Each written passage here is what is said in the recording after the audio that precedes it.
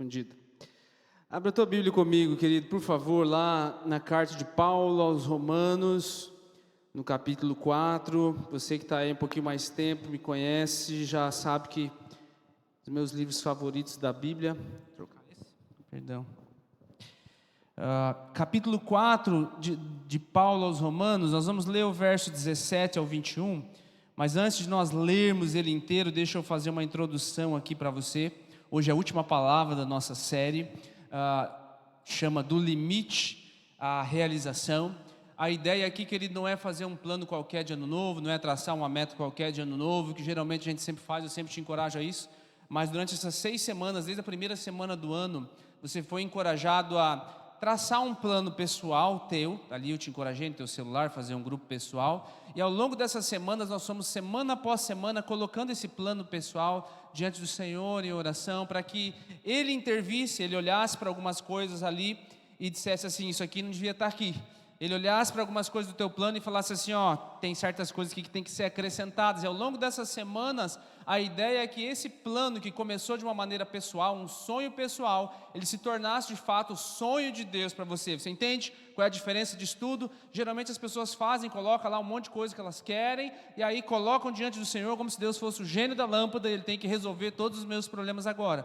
Essa série serviu para isso. Nós estamos como igreja crescendo, como igreja nós estamos expandindo, estamos dando um passo agora gigantesco em cima daquilo que entendemos que o Senhor tem nos instruído como igreja, não instituição, mas como comunidade. E eu falei para você que pegou essa mensagem, você está vivendo isso na tua vida, que aquilo que aconteceria com essa igreja, toda a expansão dela, todos os milagres que ela viria, que ela está tendo, que ela vem a acontecer, uma vez que você estiver engajado naquilo que Deus está fazendo, isso iria acontecer sobre a sua vida também. Lembra da ideia do que Jesus fala: eu só faço o que eu vejo o meu Pai fazer. Então, se você vê que Deus está fazendo algo e se juntar àquilo que Ele está fazendo, certamente, querido, Deus vai falar com você. Certamente as portas vão se abrir sobre a tua vida. A ideia aqui é que não seja apenas um sonho pessoal, uma meta pessoal. Começa assim, mas nós vamos submetendo ao Senhor. E nós vimos que todo mundo sonha, né? Quem não sonha já está morto, só não decretou ainda a sua certidão de óbito. Mas todo sonho, a gente viu na segunda semana, precisa de uma decisão. Não adianta só sonhar e não decidir nada. E aí na terceira semana a gente viu que uma vez que a gente sonha e decide fazer alguma coisa a respeito, vem o senso de urgência. E o senso de urgência parece assim: ó, Deus está demorando. E aí o Daniel trouxe aqui toda a ideia de como eu me porto enquanto eu acho que Deus está demorando. E depois dessa demora ainda vem dificuldades, que era a quarta etapa. A Catiane compartilhou aqui semana passada qual é a minha atitude diante das dificuldades. E eu estou aqui hoje para encerrar a nossa série falando sobre limite. Sobre o famoso beco sem saída. Depois que a gente viu tudo isso, é onde o sonho parece morrer. Em Romanos 4, ele vai destacar um personagem da Bíblia aqui, chamado Abraão, e você sabe a história, 99 anos de idade, ele ainda está esperando o filho prometido. E aí quando chega esse filho, ele está muito feliz, e aí Deus pede esse filho para ele: olha, sacrifica esse filho para mim. Ou seja, um beco sem saída. Eu sonhei tanto, o sonho está ali, chegou, está nas minhas mãos, mas e agora? O que está acontecendo? Muitos de nós vamos passar as mesmas coisas. O que é o beco sem saída para nós? Deus muito provavelmente não vai pedir isso para você, mas você vai passar um beco sem saída quando tiver uma doença que você não sabe detectar, que você não sabe diagnosticar, quando tiver uma doença que seja incurável para o ser humano. Você vai passar por um beco sem saída quando o teu casamento, que você sonhou tantas coisas, agora parece que ele está se desmanchando. Talvez a porta do divórcio esteja aí batendo na tua vida, ou na vida de alguém que você conhece. Você sonhou, você planejou, você investiu, e agora de repente o teu negócio não está indo tão bem quanto você gostaria. Essa altura da tua vida você já gostaria de estar em outro lugar, e isso é um beco sem saída. Você vê todo mundo com filhos apresentando na igreja e tal, e sonha, mas às vezes para você não vai. A infertilidade é outro beco sem saída,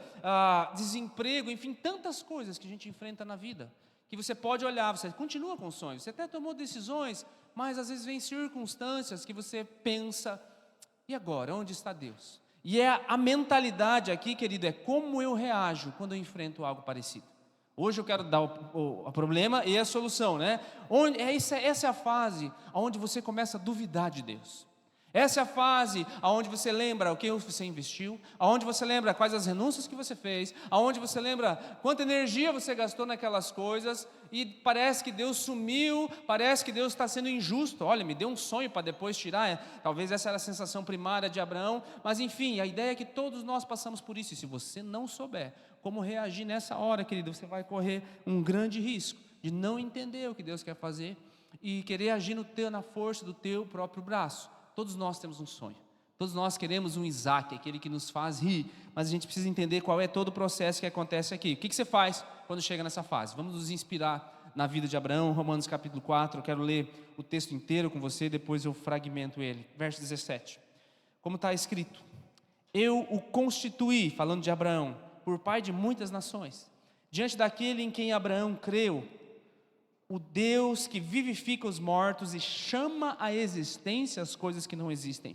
Abraão, esperando contra a esperança, creu, para vir a ser pai de muitas nações, segundo lhe havia sido dito: assim será a sua descendência. E sem enfraquecer na fé, levou em conta o seu próprio corpo já amortecido, tendo ele quase 100 anos, e a esterilidade do ventre de Sara. Não duvidou por incredulidade da promessa de Deus, mas pela fé se fortaleceu, dando glória a Deus, estando plenamente convicto de que Deus era poderoso para cumprir o que havia prometido. Você pode dizer um amém? Vamos voltar ao 17, vamos indo um por um agora. Eu o constituí por pai de muitas nações, diante daquele em quem Abraão creu, o Deus que vivifica os mortos e chama à existência as coisas que não existem. O que é que você faz? Primeira coisa que você faz quando você chega em um beco sem saída, uma situação de limite na tua vida. Meu primeiro ponto é: lembre-se do que Deus pode fazer. Parece uma coisa muito simples, eu tenho certeza que você já sabe da informação, mas agora tenta se colocar no meu lugar ou no lugar de alguém que você conhece. Você está vivendo a vida com Deus, você está investindo a tua vida, você está crendo, você está semeando no reino, você está fazendo muitas coisas, mas quando vem uma dificuldade como essa, como se Deus tivesse entregado um sonho para você e agora Ele está tirando, qual é a primeira coisa que você pensa? Se não, onde está Deus? O que é que eu fiz de errado? Será que Deus me abandonou? Ou, agora, o que é que eu vou fazer? O que será de mim? E agora, como é que vai ficar as minhas finanças? Como é que eu vou pagar isso tudo? A primeira reação de todas as pessoas, às vezes muitas delas que já conhecem a Jesus, é pensar no que elas mesmas podem fazer, no que elas podem se esforçar para resolver o problema que está diante delas. E qual é o primeiro ponto? Lembre-se do que? Você consegue ler lá, né? Lembre-se do que Deus pode fazer. Querido, a nossa primeira reação é pensar em nós. A nossa primeira reação é olhar para o reino natural. Qual é o verso que nós estamos lendo aqui? O Deus que vivifica os mortos e chama à existência as coisas que não existem. É isso que nós temos que lembrar nesse primeiro momento de crise. Quando nós perdemos alguém da família, quando uma doença chega, quando uma situação financeira nos aflige, quando um filho de repente nos decepciona, quando um amigo te trai, enfim, todas essas situações, a primeira coisa que nós devemos trazer à mente, como diz a palavra, aquilo que me traz esperança é: lembre-se do que Deus pode fazer. E nós acabamos de ler, o que Deus pode fazer? Ele pode trazer à existência coisas que não existem. Quando nós passamos esse momento fundamental, querido, de crise, que todos nós vamos passar, um beco sem saída, eu não posso me concentrar no que eu posso fazer. Eu tenho que me concentrar no que Deus pode fazer. E Deus pode fazer duas coisas, pelo que a gente viu aqui. Deus pode dar vida aos mortos, e Ele pode criar algo do nada. E essa é a definição de um milagre. Deus pode trazer vida a um casamento que está aparentemente morto. Deus pode trazer vida a uma célula que aparentemente está morta. Deus pode trazer vida, talvez você que está há 6 semanas tentando construir esse sonho, talvez você ainda nem construiu. Você pensou assim: isso aqui é nada, é mais uma semana, mais uma série que eles vão fazendo aqui. Querido, você está morto e você ainda não descobriu. Você precisa colocar diante do Senhor e pedir para que Ele de fato abra os teus olhos. Deixa eu te falar, a primeira coisa que Ele vai fazer para abrir os teus olhos é gerar situações assim, para que você pare de depender das suas próprias forças e comece a olhar para aquele que pode trazer à existência coisas que não existem. Quando você passa por situações difíceis e o teu primeiro pensamento não é no Senhor, você desperdiça o teu tempo. Você desperdiça tudo aquilo que Deus está querendo te ensinar dentro desse processo. E todos nós, inclusive eu, passamos por esse processo em algum momento da vida. No final aqui vou testemunhar para você. Sabe, eu tenho que entender a diferença entre fé e o pensamento positivo.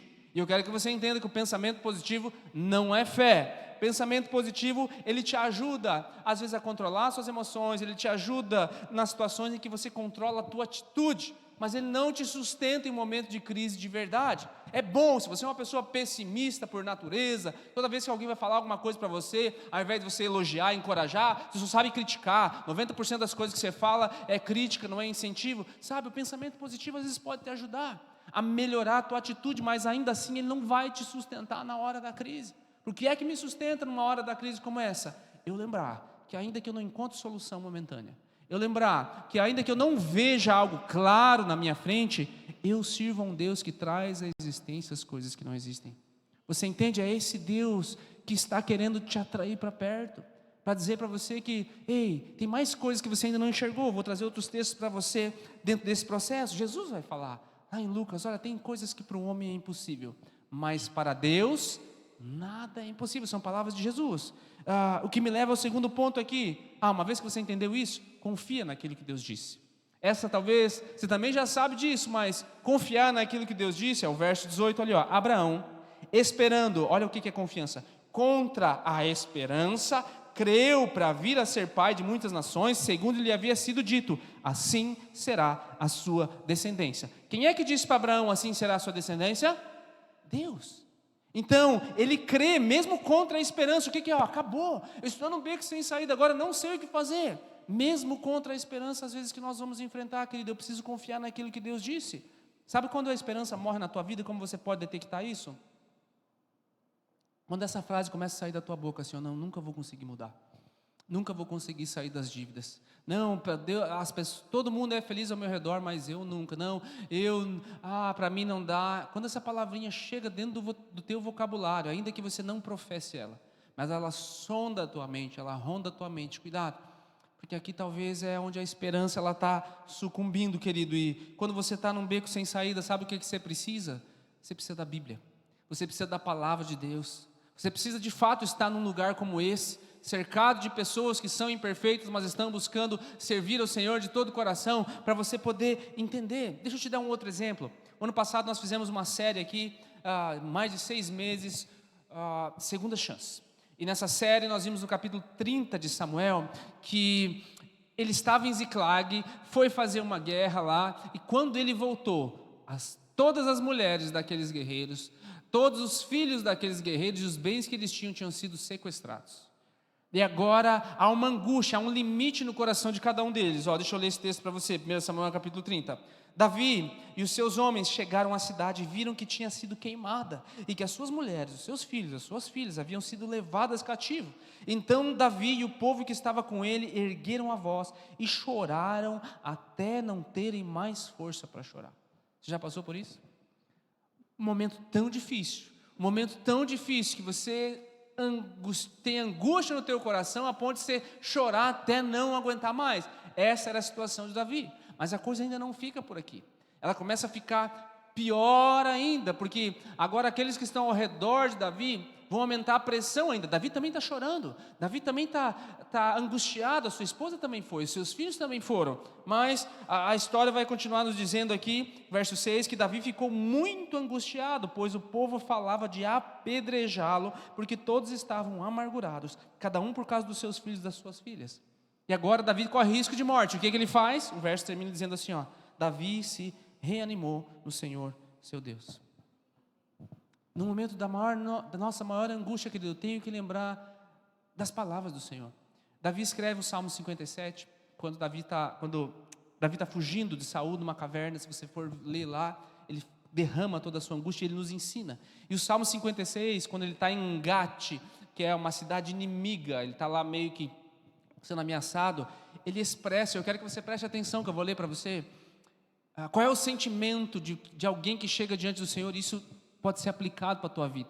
Não faz mal você reclamar com Deus certas coisas, não faz mal você desabafar com Deus certas coisas. Presta atenção no Salmo, é Salmo de Davi, nessa situação difícil. Tem misericórdia de mim, ó Deus, é o Salmo 56. Tem misericórdia de mim, ó Deus, porque os homens querem me destruir. Todo dia eles me oprimem, lutam contra mim. Os meus inimigos sempre querem me destruir. São muitos os que atrevidamente me combatem. É a oração que você faz durante a semana: Senhor, Pai, esse enviado do Satanás que está aí, né? Você começa a querer fazer uma oração feiticeira, né? Tira a vida dele, Senhor, faz ele se encontrar contigo mais cedo. Não estou orando para ele ir para o inferno, mas enfim, você entra numa crise, você começa a fazer orações, claro que não vão ser respondidas. Ai, Deus não vai ficar ali simplesmente só ouvindo a tua lamúria, mas ei, está tudo bem você expressar isso aí diante do Senhor. Está tudo bem você pedir por misericórdia: Senhor, o que é isso? Olha para o lado, olha para o outro. Daí eu chego para trabalhar, eu chego animado, estou tentando perdoar essa pessoa, mas ela não se ajuda, enfim. Ele continua: quando eu ficar com medo, eu hei de confiar em Ti. Ele começa a animar a alma dele: em Deus, cuja palavra eu exalto, nesse Deus ponho a minha confiança, nada temerei, que me pode fazer o mortal? Ele já está feliz, faceiro, né? Agora a oração é só glória. Olha o próximo verso, ele acabou de dizer isso: todo dia torce as minhas palavras, os seus pensamentos são todos contra mim, para o mal. Ajuntam-se, escondem-se, espionam os meus passos, como aguardando a hora de me tirar a vida. Dá-lhes a retribuição segundo a sua iniquidade. Derruba os povos, ó Deus, na tua ira. É isso que eu acabei de falar para você. Mata eles, Senhor, mata eles. Tira eles daqui. E aí de novo a alma dele, né, se angustia, e de novo ele: contaste os meus passos. Verso seguinte: contaste os meus passos quando sofri perseguições. Recolhe as minhas lágrimas no teu odre. Não estão elas inscritas no teu livro? No dia em que eu te invocar, os meus inimigos baterão em retirada. E aí começa a mudar a mente dele, que é onde ele vai terminar o salmo. Uma coisa eu sei, que Deus é por mim. Em Deus, cuja palavra eu louvo, no Senhor, cuja palavra eu louvo, nesse Deus eu ponho a minha confiança e nada temerei. Que me pode fazer um simples ser humano? E aí ele termina lá o verso 13: pois da morte livraste a minha alma, sim, livraste da queda os meus pés, para que eu ande na presença de Deus, na luz da vida. Sabe o que é isso, querido? É você se derramar diante do Senhor. Você não entende as situações e você reclama, e você pede coisas que às vezes, né, nem é legal que você peça, mas está tudo bem se você continuar nesse lugar, se você submeter esse desejo, essa angústia diante do Senhor, porque Ele vai corrigir o teu sentimento, Ele vai corrigir a tua visão, e você vai terminar o salmo como ele deve ser terminado. Você não vai ficar aqui morando: mata eles, Senhor, destrói eles, rouba eles tudo, Senhor. Sabe, meu amado, todos nós passamos por isso e todos nós sabemos disso. Isso tudo faz parte do sonho. Todos nós passamos essa situação aqui de limite. A fé nos faz confiar na promessa, sabe quando? Quando tudo parece perdido. Quando tudo parece perdido é onde a fé deve se manifestar, que é onde entra o meu terceiro ponto. Eu tenho que encarar os fatos com fé. A fé não está dizendo que você não está com dor. Eu quero distinguir aqui para você as famosas palavras de declaração. Não, você tem que declarar de fé de verdade. A fé, ela não nega os fatos. Fé não é dizer assim: não estou com dor, quando você está com dor. Fé não é dizer assim: não estou sofrendo, quando você está sofrendo. Sabe o que é fé? É você encarar os fatos. Está doendo, eu estou sofrendo, mas ainda assim eu continuo a confiar no meu Deus. Isso é fé. Fé não é simplesmente: não, eu tomo posse disso que de fato você não tem, está tudo estragado, tem que fazer alguma coisa, tem que corrigir. Isso não é fé. Isso é expressão de pensamento positivo, né? Lembra daquele livro, O Segredo do Universo? Fale as coisas que você quer atrair, enfim. Isso não é fé, meu amado. Fé é certeza daquilo que você não vê. Quando eu não vejo, mas eu tenho certeza que Deus está comigo, eu encaro os fatos. Sim, estou passando uma situação difícil. Sim, eu já tentei mudar, mas eu tenho fé que eu já estou me vendo transformado. Mas você encara os fatos, que você ainda não chegou lá. Você encara os fatos, que às vezes da tua boca não sai só bênção. Você encara os fatos, que às vezes você não trata as pessoas como elas deveriam ser tratadas. Deixa eu continuar no nosso texto-chave, versos 19 e 20 de Romanos 4. Sem enfraquecer na fé, levou em conta o seu próprio corpo, já amortecido, tendo ele quase 100 anos, e a esterilidade no ventre de Sara. Não duvidou por incredulidade da promessa de Deus, mas pela fé se fortaleceu, dando glória a Deus. Fé não é ilusão de que está tudo bem. Fé é encarar os fatos, entender que se o Senhor está comigo nessa situação, então está tudo bem. Quantos de nós passamos por uma enfermidade e pensamos assim? Quantos de nós passamos por um momento difícil no nosso casamento e continuamos pensando assim? Olha o que Paulo, essa é a expressão do que Paulo quer dizer lá em 2 Coríntios, você conhece esse verso também. Porque a nossa leve e momentânea tribulação, tem uma condição aqui que não sei se você percebeu, produz para nós um eterno peso de glória acima de toda comparação. Aqui que vem a condição: na medida que. Deixa eu voltar ao verso. A nossa leve e momentânea tribulação vai produzir para nós, sim, um eterno peso de glória acima de toda comparação, na medida em que não olhamos para as coisas que se veem, mas para as que não se veem. Não adianta passar por tribulação e pensar assim, não, eu estou passando por essa tribulação leve e momentânea, mas tudo isso produz para mim um eterno peso de glória. Se você não está olhando para o autor e consumador da fé nesse processo, você só está passando uma tribulação e vai continuar passando várias vezes.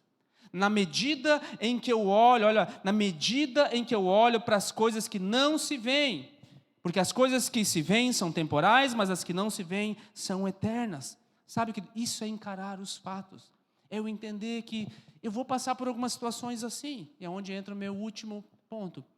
Espere com expectativa. O que é esperar com expectativa? É agradecer antes de chegar. Agradecer depois que você recebeu é mais do que a tua obrigação. Quando alguém me dá alguma coisa, eu falo assim, obrigado. É claro, eu preciso ser educado. Ninguém espera, como ele é altruísta, como ele é bom. Não, é normal. Sabe o que é esperar com expectativa no Senhor? Pai, obrigado, porque eu sei, ele não chegou ainda, o livramento, mas ele já está vindo, o Senhor já deu ordem aos teus anjos ao meu respeito. O Senhor já deu ordem aos teus anjos para me guardarem em todos os meus caminhos, Pai.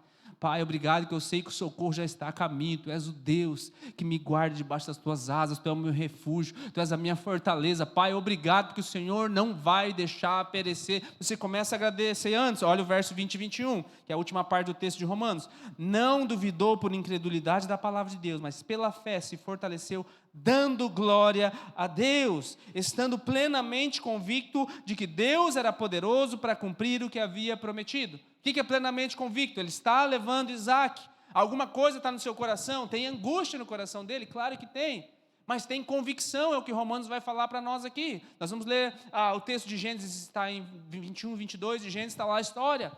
E você vai ver que Abraão está convicto, mas não quer dizer que ele está isento de luta dentro dele. Mas a nossa chave aqui, querido, é que tem que haver expectativa. Eu tenho que dar glórias a Deus em cima daquilo que eu estou vivendo, sim. Porque a Bíblia fala para eu fixar os meus olhos naquilo que eu não vejo. Tem muitas situações. Nós estamos vivendo esse tempo como igreja, em expansão. No final do primeiro semestre, nós já estaremos lá nesse novo local. Em nome de Jesus, tá bem? E temos recebido muitas palavras, sabe? Essa foi a decisão mais ousada. Não foi a decisão mais difícil que eu já tomei na vida, mas foi a decisão mais ousada. Eu precisava me certificar muito, ter muita certeza de que Deus estava conduzindo esse processo todo, porque é um caminho sem volta. Então eu fiz ali algumas provas com o Senhor, né? Lembra lá de Gideão, pai, vou deixar uma lã lá fora, o Senhor molha em cima, deixa isso aqui embaixo. E aí Deus responde, você ainda não se convence, Senhor, vamos fazer o contrário agora, né, deixa isso aqui em cima e molha embaixo. Eu fiz muitas dessas coisas assim, para ter confirmação de diferentes ordens, né? E o Senhor foi falando, até que chega uma hora, você tem que obedecer, tem que ir mesmo, Senhor, o Senhor quer isso mesmo. E dentre tantas palavras que nós já recebemos nesse processo, Deus tem sido maravilhoso, maravilhoso. Eu estive lá essa semana, por exemplo, tinha um prestador de serviço lá, que nem é da igreja, provavelmente nem sei se ele é crente, mas ele já falou para mim assim, me avisa o dia da inauguração que eu quero estar aqui, muito provavelmente, eu creio, né, que eles passam o dia inteiro lá lendo todas aquelas frases que você que já foi lá, já escreveu naquelas paredes lá, aquelas pessoas estão trabalhando e estão ouvindo, então você que já foi lá, já plantou os teus pés lá, já orou, aquelas frases estão acontecendo, e nós queremos que milhares e milhares de pessoas vão ter a vida transformada por aquilo que nós carregamos como igreja naquele lugar. Você pode dar uma glória a Deus? Se você entende, querido, o que Deus está fazendo, entre junto disso. E nesse processo, em tantas palavras que nós ouvimos, uma delas foi que Deus ia nos mostrar, como igreja, apenas um degrau por vez. Era como se nós estivéssemos em uma escada flutuante. E de fato, né, eu penso que nós temos andado assim. Deus mostra um degrau e nós pisamos. E aí some o degrau de trás, e agora eu tenho que esperar onde está o próximo degrau, se está aqui ou está aqui. E aparece o degrau e nós pisamos. E agora nós estamos num estágio em que nós já subimos tanto, e eu olho para trás, já está alto, não dá para voltar mais. Se voltar, cai. E eu não sei agora qual é o processo que vai para frente, mas eu estou esperando a direção de Deus no outro degrau. É mais ou menos isso que está acontecendo aqui, querido. Muitas vezes nós precisamos fixar os nossos olhos daquilo que nós não vemos. Nós não enxergamos o destino final ainda. Você não não sabe ainda como é o céu, mas você sabe que você está indo para lá. Você não sabe ainda quantos dias Deus vai te dar na terra, se você vai presenciar a volta dele ou não, mas você sabe que você está indo para lá, e isso é o que nós chamamos de a perseverança dos santos, aquele que persevera até o fim. Caminhar com Cristo é isso, querido. Não é caminhar simplesmente, olha, vou dar todo o dinheiro para vocês construírem agora, e eu vou dar todas as pessoas, eu vou dar todos os recursos, vocês vão lá e fazem. Não, nós demos um passo de fé, ainda falta uma boa quantidade de valor para a gente terminar de construir aquela obra. Ei, mas nós já temos o suficiente para dar esse primeiro passo. E nós cremos que nós vamos chegar lá, vai dar tudo certo, nós vamos fazer todas essas coisas, porque nós não estamos caminhando simplesmente pelo nosso coração, mas nós estamos caminhando por fé. E se você entender isso que nós estamos vivendo como igreja, você vai viver isso dentro da tua vida pessoal, dentro da tua vida profissional, dentro da tua carreira, com a tua família, com os teus filhos, no teu casamento. Tá bom, mas pode ficar ainda melhor, meu amado. Você pode viver a plenitude daquilo que Deus está querendo para você. Quantos entendem isso? Deixa eu ir para a parte final aqui. Gênesis capítulo 21, ele narra especificamente a situação que nós estamos lendo aqui em Romanos capítulo 4. Verso 5 vai dizer que Abraão tinha 100 anos de idade quando nasceu Isaque, o seu filho. Tanto tempo esperando, tanto tempo. Sara tinha os seus 80 e poucos. Imagine alguém aqui na igreja de 80 e poucos anos aí. Tem uma irmã de 80 e poucos. Minha avó está com 80 e poucos, né, vó? 87, olha. Imagine uma senhora dessa, amamentando. É isso que acontece aqui, ó. Sara disse, Deus me deu motivo de riso, e todo aquele que ouvir isso vai rir comigo. E acrescentou, quem diria a Abraão que Sara ainda amamentaria um filho, pois na sua velhice lhe deu um filho. Pensa, o sonho chegou. Ai, glória a Deus, é tão bom. E no capítulo seguinte, 22, Deus continuou, pega o seu filho, seu único filho Isaque, a quem você ama, e vá à terra de Moriá, ali ofereçam em holocausto sobre um dos montes que eu lhe mostrar.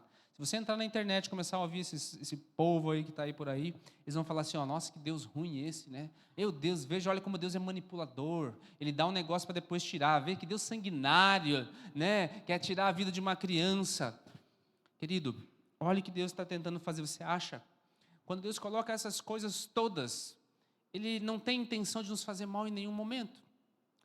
Se você se submeter como Abraão se submeteu nesse processo, entenda que ainda que você não compreenda momentaneamente por que Deus está te pedindo isso, parece um absurdo no momento. A atitude de Abraão no verso seguinte, que eu não vou ler aqui, é levantar, pegar as coisas, e ele anda 3 dias. O verso 4 vai dizer assim, no terceiro dia, Abraão ergue os olhos e viu o lugar de longe. Então disse aos seus servos, espere aqui com o jumento. Eu e o rapaz iremos até lá, e depois de termos adorado, ele usa essa palavra no plural, voltaremos. Ele sabe o que ele está indo fazer lá. O que está acontecendo aqui? Fé. Deus pode trazer existência. Eu não sei o que ele estava pensando, se ele achava que iria ressuscitar Isaque, se Deus ia dar outro filho para ele, mas o fato, ele coloca no coração dele, olha, nós voltaremos aqui. Diz a tradição aí que o monte onde Abraão foi, aonde está lá o templo de Jerusalém, onde foi o templo de Jerusalém hoje, verso 7, para terminar a história, fala que Isaque rompeu o silêncio, um menino de mais ou menos 14 anos, e disse a Abraão, seu pai, meu pai. Abraão respondeu, eis-me aqui, meu filho. Isaque perguntou, eis aqui o fogo e a lenha, mas onde está o cordeiro para o holocausto? Isso aqui poderia cortar o coração dele, né? E Abraão diz assim, Deus proverá para si o cordeiro para o holocausto, meu filho. O que você espera que Deus faça na situação que você enfrenta, difícil? O que você espera? Que Deus de fato vai prover ou o desespero tomar conta? Finalmente vem a libertação, querido. Sabe, a crise, o limite ou o beco sem saída é o que nós chamaríamos ali de antecâmara do milagre. O milagre está prestes a acontecer, mas esse é o fato. Jesus morreu e agora vamos fugir, tudo aquilo que a gente aprendeu e agora, ei, espera, porque aí ele vai ressuscitar. Ai, acabou, perdemos a guerra. Ei, espera, porque você perdeu só uma batalha, não foi a guerra. Há um livramento vindo sobre a tua vida. E o verso 12 do mesmo capítulo vai dizer assim, não estenda tua mão sobre o menino, não faça nada a ele. Não é a intenção de Deus acabar com tudo. Agora eu sei que você teme a Deus e porque não me negou o seu único filho. Abraão ergue os olhos e viu atrás de si um carneiro preso pelos chifres entre os arbustos. Abraão pega o carneiro e oferece um holocausto em lugar do seu filho. E Abraão deu o nome daquele lugar no original, Jeová Jireh, ou o Senhor proverá. Sabe, querido, Deus às vezes pode pedir algumas coisas estranhas para você, mas Ele já vem com a provisão na sequência. Já está ali, da onde surge esse carneiro, esse cordeiro? Deus traz à existência aquilo que não existe.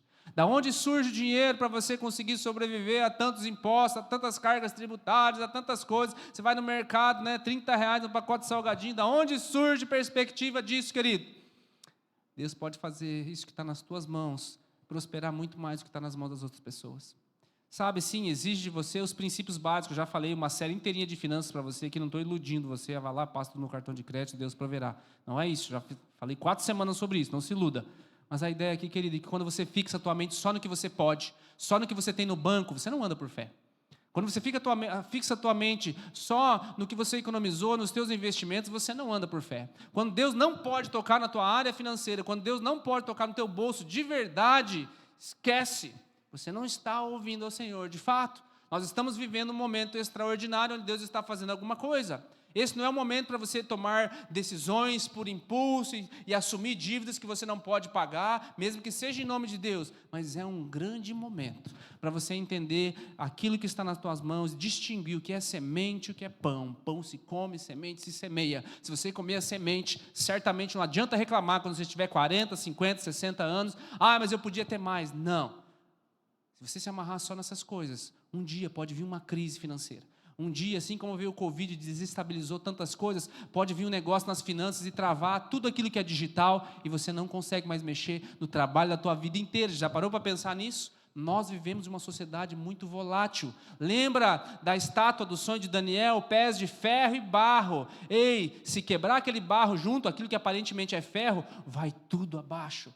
Entenda que a nossa confiança em todas as áreas tem que estar no Senhor. E Deus termina a história dizendo aqui, a verso 16 de Gênesis 22, porque você fez isso e não me negou o seu filho, o seu único filho, juro por mim mesmo, diz o Senhor, que certamente o abençoarei, multiplicarei a tua descendência como as estrelas dos céus. E o 18, na sua descendência serão benditas todas as nações da terra, porque você obedeceu a minha voz. Sabe por que nós estamos hoje aqui nessa igreja, querido? Porque esse homem decidiu entregar tudo aquilo que era mais precioso para ele e obedecer ao Senhor. Quando Deus quer derramar bênção sobre você, não se iluda, não se trata só de você.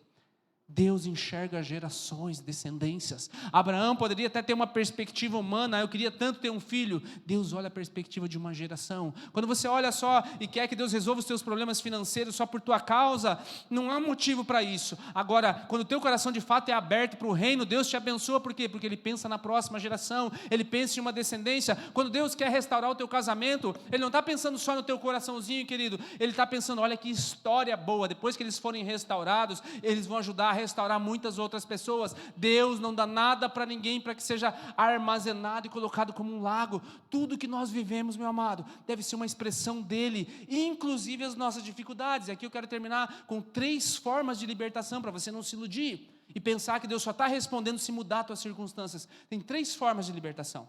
A primeira libertação, a primeira realização, ela é circunstancial. De fato, você está num beco sem saída, você está num lugar que você não sabe o que fazer, e Deus vem e muda a circunstância. Deus vem e traz de fato uma cura física, Deus vem e traz de fato uma mudança financeira. Essa é a primeira das libertações ou das realizações, mas não se iluda, ela não é única. Existe um outro tipo de libertação que as pessoas não dão tanto valor, que é a libertação pessoal. Deus não muda a circunstância, mas Ele muda algo dentro de você, que agora te faz capaz de enfrentar aquela circunstância, e te torna mais forte, e te torna mais maduro, e faz com que você agora, debaixo daquilo que não foi mudado, você consiga não só superar obstáculos, mas chegar a um lugar onde você nunca imaginou. Você percebe que todos os discípulos que Jesus escolheu, com exceção de Judas, foram assim. Eram pessoas que aparentemente tinham muitas limitações, e que passaram muitas dificuldades, mas uma vez que eles foram cheios do Espírito Santo, eles foram capazes de enfrentar uma cruz, literalmente. Eles foram capazes de enfrentar, literalmente, feras sendo lançadas diante deles. E a história diz que esses cristãos cantavam. Quem é que canta enquanto está prestes a ser dilacerado, senão debaixo do poder de Deus? Que é essa terceira libertação, que é a eterna. Você tem que entender esses 3 tipos. Deus pode sim vir mudar a tua circunstância nessa noite. Deus pode simplesmente decidir, não, essa circunstância não vai ser mudada, mas eu vou mudar algo dentro de você. E você vai ver lá na frente o que eu quero fazer sobre você. E Deus pode, e já, certamente, muitos de vocês já trouxe essa libertação que deve ser agradecida todos os dias. O meu destino não é aqui. Sabe, quando eu olho o mundo, ele é imperfeito. Quando eu olho o mundo, eu desanimo, porque ele está debaixo do pecado e do erro. E se a minha vida for só para esse mundo, diz Paulo também que dos homens eu sou o mais miserável. Se é só para esse mundo que a gente serve, dos homens nós somos os mais miseráveis. Quando nós entendemos, querido, que, glória a Deus, que o meu destino não fui feito para ficar eternamente nesse mundo. Deus tem algo muito mais precioso, Ele expressou isso através de Jesus. Se algum de vocês que estão aqui, estão me assistindo, eu quero dizer para você que não existe outro caminho. Não existe outra solução para a tua vida, para o teu casamento, para os teus negócios, para as tuas emoções. Não existe outro lugar de conforto e mudança de verdade que não seja através do Jesus Cristo, Filho de Deus. A Bíblia diz que debaixo da terra, ou na terra, nenhum outro nome foi dado para a salvação, senão debaixo do nome de Jesus Cristo. Quando ele fala assim, toda autoridade me foi dada no céu e na terra, agora vão e façam discípulos. Ele diz que a vida que agora nós vivemos pela fé nele. Nós cremos nele. Se coloque de pé um instante.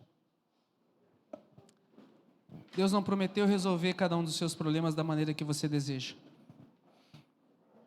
Mas eu estou feliz por não precisarmos viver disso. Deixa eu te contar um testemunho para nós ministrarmos essa palavra.